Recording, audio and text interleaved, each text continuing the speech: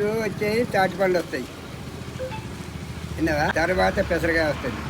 పెసరకాయ పోయిన తర్వాత ఏమొస్తుంది అంటే సద్దకంకులు వస్తాయి. సద్దకంకులు పోయినాక ఏరియాకాయ వస్తుంది. ఏరియాకాయ పోయినాక మాకు ఏం వస్తుంది అంటే కందికాయ వస్తుంది.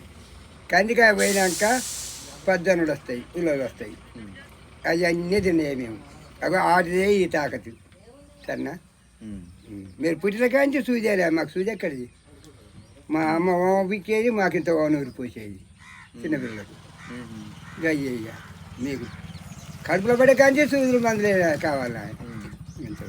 మరి పెక్కు ఈ పెగ్గు లేదు అప్పట్లా. అప్పుడు ఈ పెగ్గు లేదు, అది డిపోలు తార ఉండే.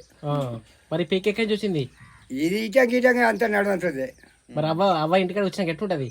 అవ్వ ఇంటికాడ వచ్చినాక ఎట్టుంటది ఎట్టుంటది. కళ్ళు ఉండేదా? కళ్ళు.